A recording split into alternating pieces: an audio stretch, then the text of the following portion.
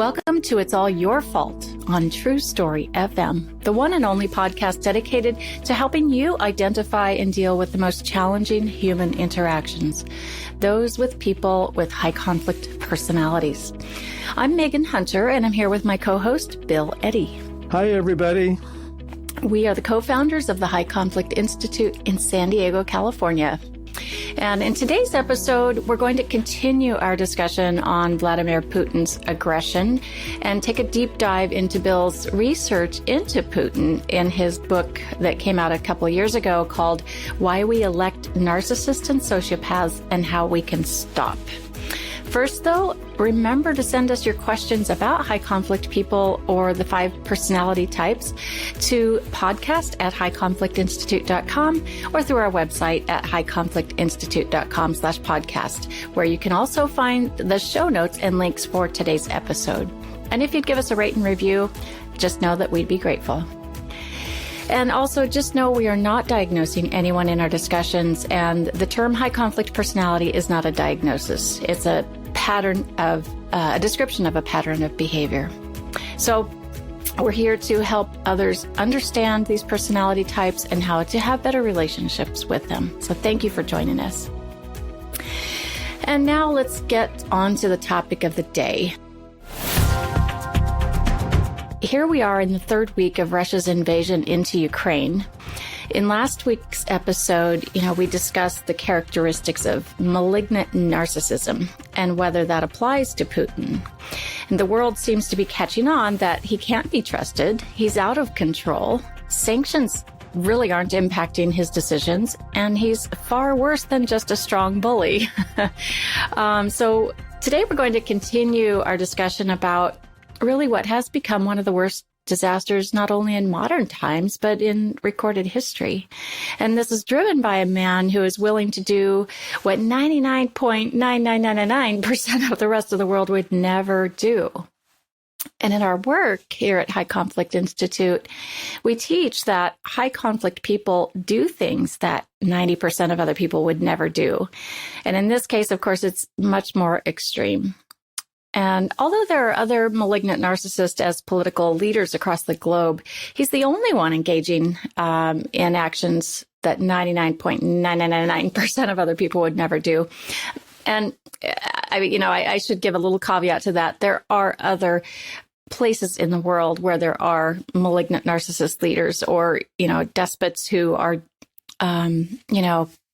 wreaking havoc on populations, such as in Ethiopia, and we've seen it in the Middle East. So I don't want us to think that it's just Putin, it's just Russia or Ukraine. There are other spots around the world, but right now we're focused on this particular guy. So let's dive in. Bill, let's remind our listeners what really makes a malignant narcissist and whether Putin fits that description. This is a diagnosis identified really by Erich Fromm and Otto Kernberg around the 1960s and 70s.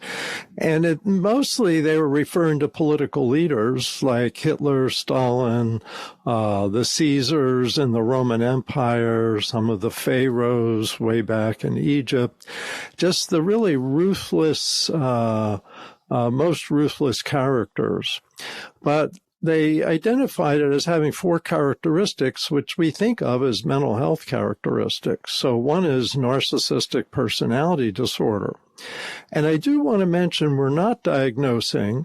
On the other hand, it helps to understand the possibility that someone has these disorders so that you operate to protect yourself and protect your loved ones and protect your country. So we're not saying he does or doesn't have this, but I suggest we operate on the possibility.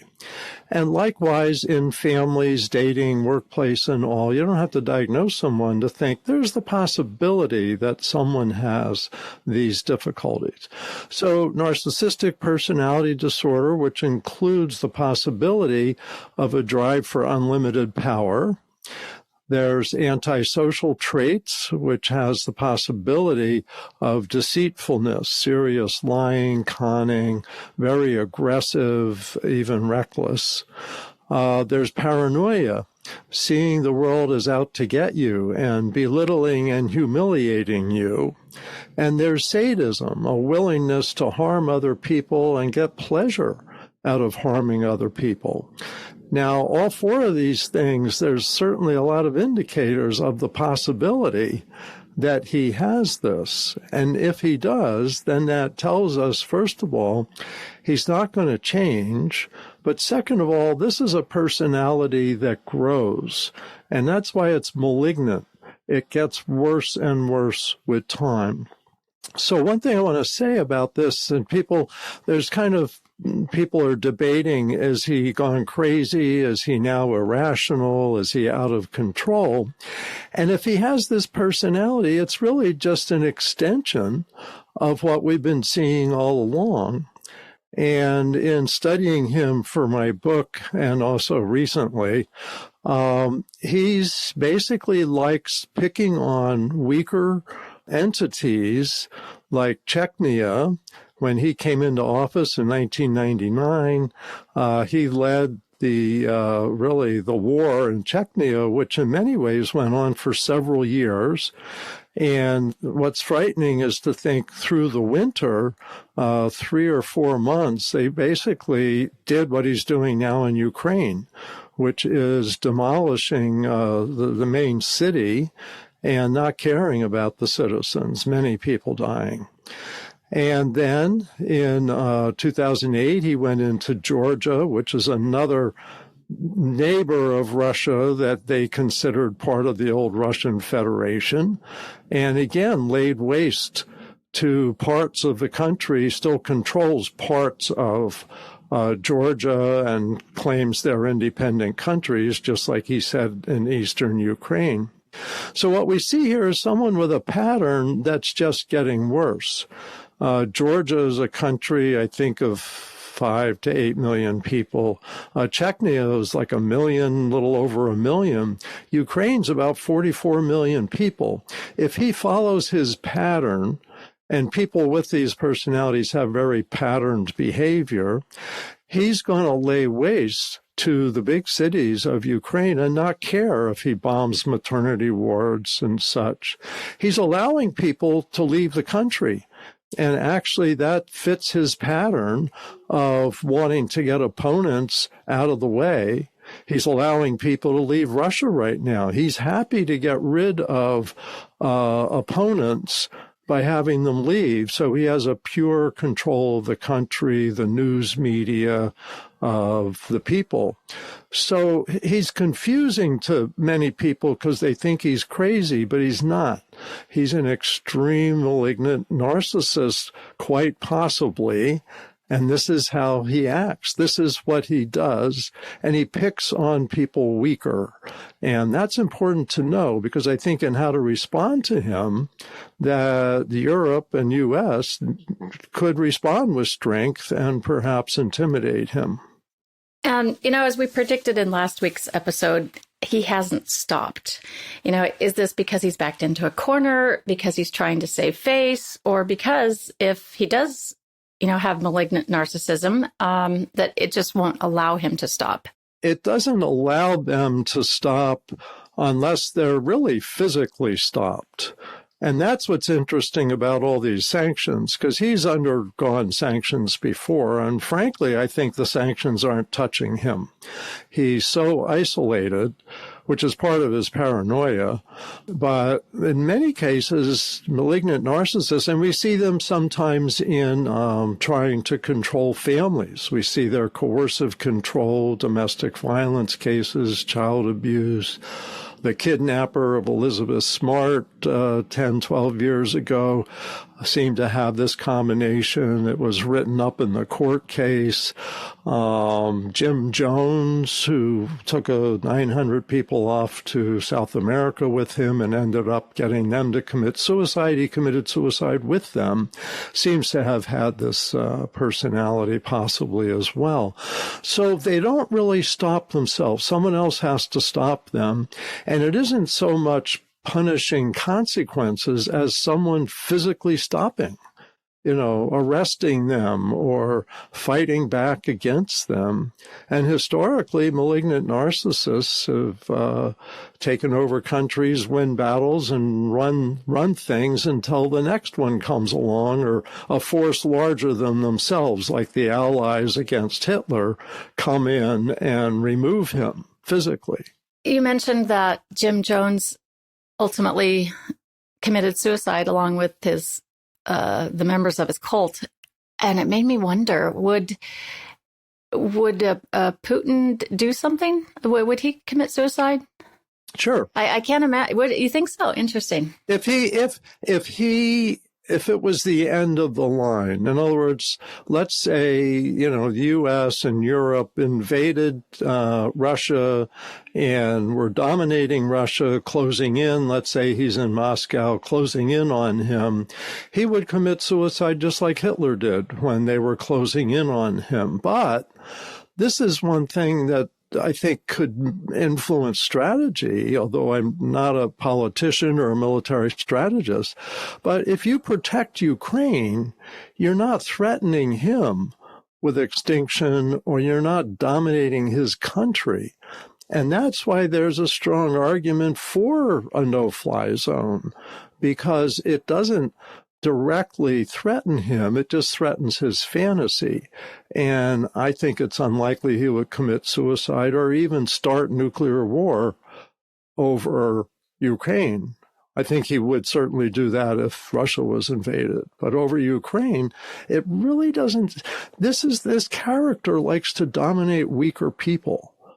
And if you show strength, it stops them in their tracks. And it's, I think this psychological understanding hasn't really been given as much credit as it should. The fact that he at extreme would use nuclear weapons, certainly that's true. But I don't think protecting Ukraine puts him in that defensive position as much as if we invaded Russia itself, which I don't think anyone wants to do. Yeah. I read yesterday, and I don't know if this is confirmed or not, but some Russian soldiers in a city in Ukraine were talking to a Ukrainian that they just shot and killed his dog. And he was injured as well. But as they were, I guess, bandaging him up or something, they were having a conversation, and they told him that, their war isn't against Ukraine. It's against the USA inside Ukraine. I thought that was interesting. Yeah, I think that's part of the paranoia that Putin's been feeding the Russian people, and certainly the Russian soldiers, is that this is really the West, and the U.S. is coming in to humiliate Russia. But I think, on the other hand, that Putin knows that Ukraine isn't the U.S., and so I think so much of what he's saying is propaganda. That's why people are confused. What does he really think? And I think he thinks with this type of pattern, this malignant narcissistic pattern, strong possibility, which means he knows what he's doing, but he's highly, highly manipulative and lying. Yeah, and he's so driven by a different operating system, and that's, I think, where people get confused. We want to apply rationality to people, even if they are exerting aggression, and that, we just assume that someone in world leadership has some, is logical and thinking rationally, but he's thinking rationally, but from within a different operating system, I guess might be a way to put it. So you have to, kind of adjust how you view him and adjust your expectations. And he becomes very predictable, like you've laid out. And we sort of know what he will be capable of doing, right? Like you said. It's really, and you really make a good point. It's a different operating system. It's hard for people to understand someone with zero empathy, zero remorse, and who feels like he's defending his country by taking over other countries.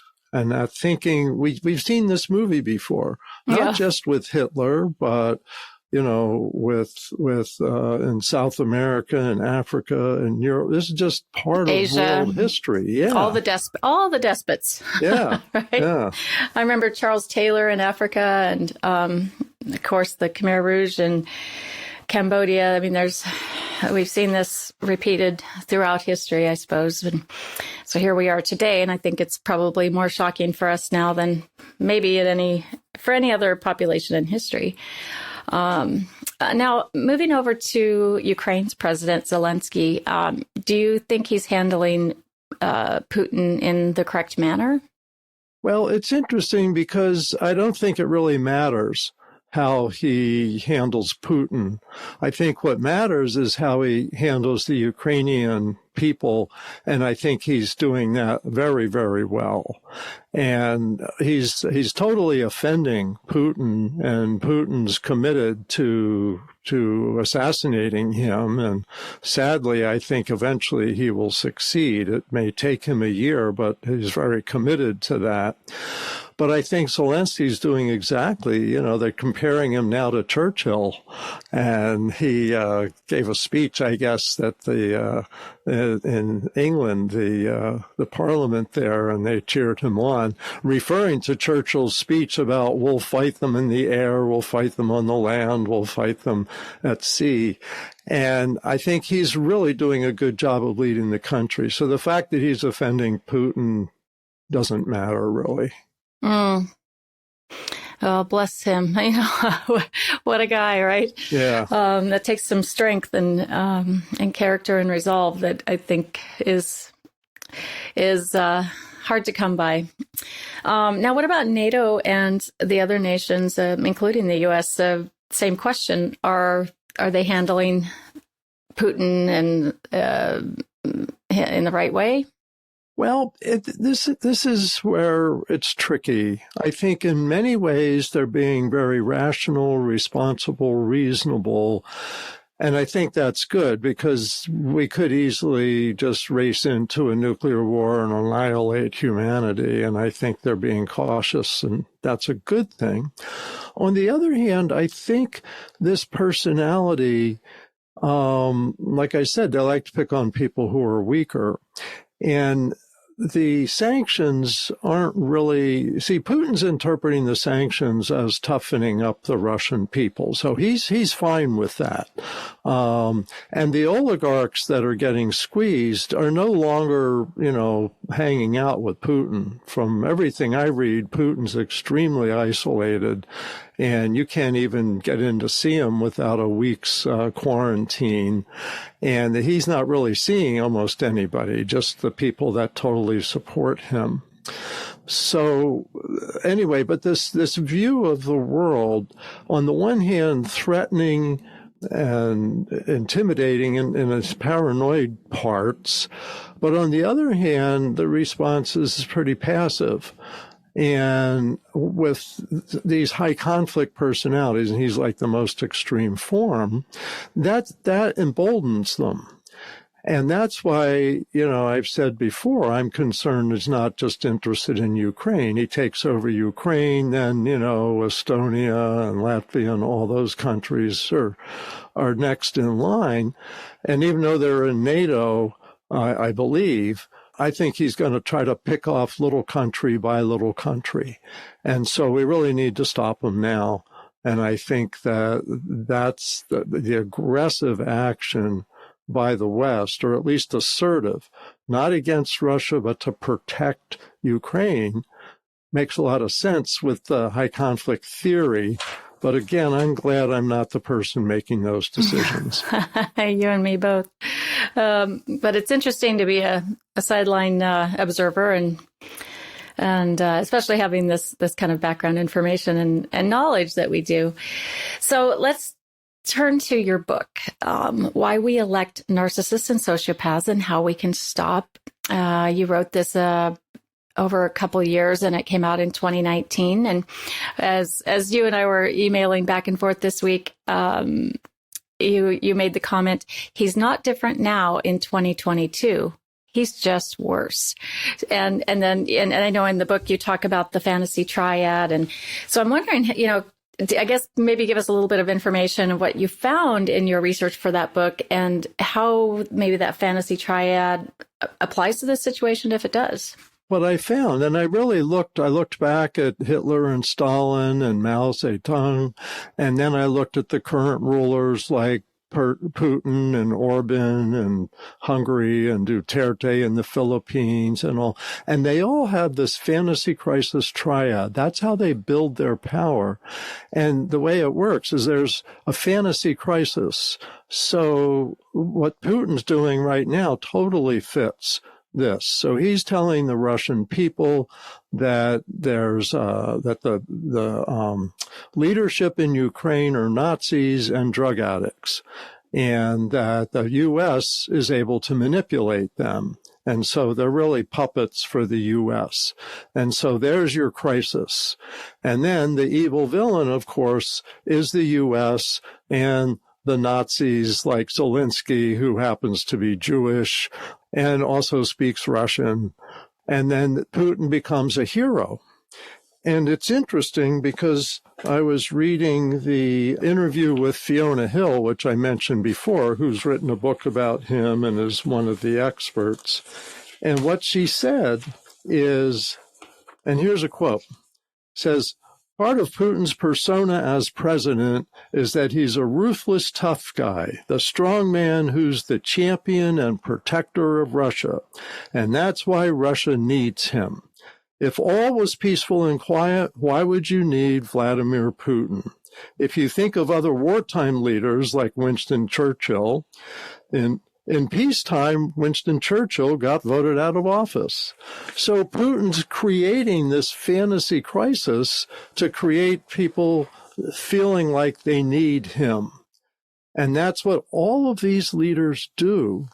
And to me, I think why we're seeing this happening now, and we're seeing more of these potentially malignant narcissists in power in the 2020s, is because they're so able to control the media. And one of the first things Putin did his first year in office was take over the television stations. And so if you can control the media, and who gets to do that but people who have the most extreme, strong-looking image? So one country after another is becoming susceptible to this image of a strong man who actually turns out to be a very dangerous person. And that's what my book was about, because people are electing leaders like this. Putin got elected, although his elections are always suspect. But a lot of people support him.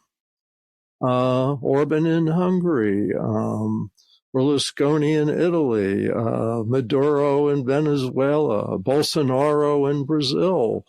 We could just go on. And it's because they can manipulate the media. That's what's changed this time in history. In the last, 10, 20, 30 years, is now you can have a very few people controlling the media message. And the high emotion media message makes people tolerate people like this or feel like they need the fantasy hero. So it's interesting you bring up the media piece, because it leads me to think about all of the news that we're absorbing right now. I know my daughter, who's about 28 years old, was kind of depressed. I think it was over the weekend, about 7 days ago. And she said, I think it's just all this information I'm absorbing on the news about Ukraine and Russia, and just seeing the destruction of people, which bothers everyone, so deeply.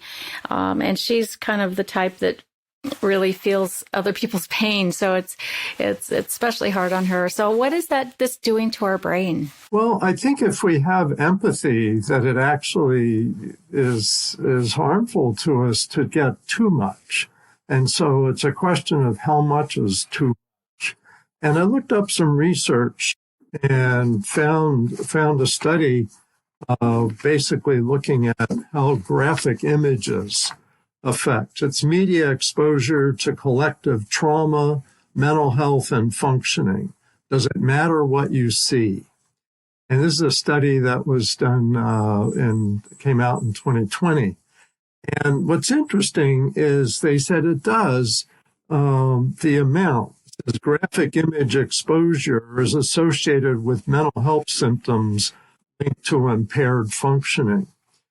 And they looked at two examples. One was the Boston Marathon bombing, and they found that people just got fixated on the news. It said 6 or more of daily media-based exposure to the Boston Marathon bombings was associated with higher acute stress than was direct exposure to the bombing itself.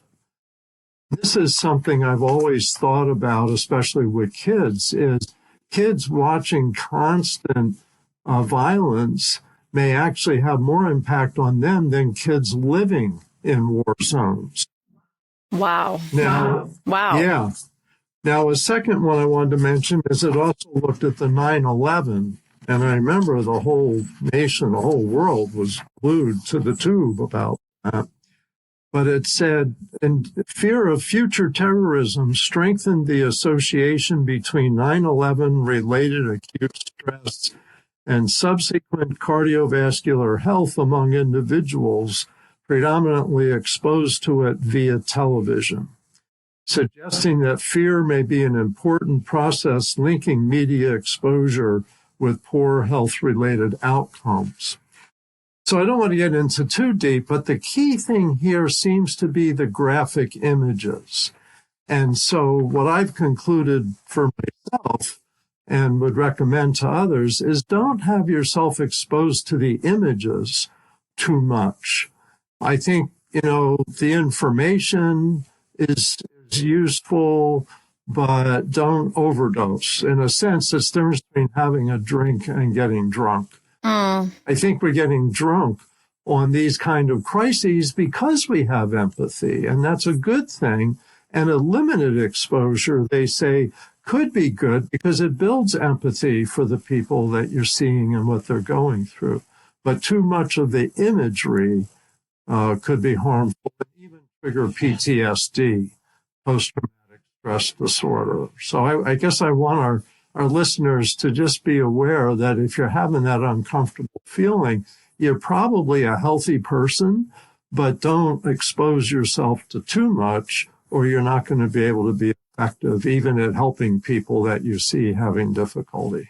I recall being drunk on 9/11, and it was because I ended up, the day of the attacks, I came down with strep throat. I was very, very sick. So I ended up being home for, 4 or 5 days in a row, maybe even longer. I don't recall. But because I was home and not at work, I just watched the events. It was once in a lifetime for all of us. So, I just kept that TV on, and I remember getting so overly saturated, and it did wear my mental health down. I felt depressed. I felt angry, and it felt hopeless.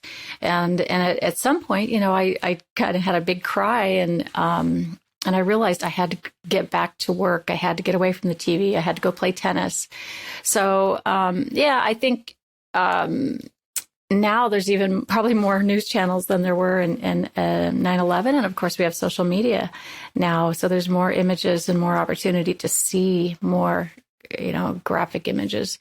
So I think it's important that you brought this up, Bill. And like you said, if you're listening to this, just kind of pace yourself, and just be cautious about it, and take care of your own mental well-being while you have concern and empathy for the things going on in the world. So I guess we'll see where we are next week. It would just be so wonderful if everything were just wrapped up and done, and everybody could go home and this war could stop. But as we've discussed about Putin, it's fairly unlikely. But we do send all of our love and prayers to the people of Ukraine and everyone around the world who, is forced to endure the worst of human behavior.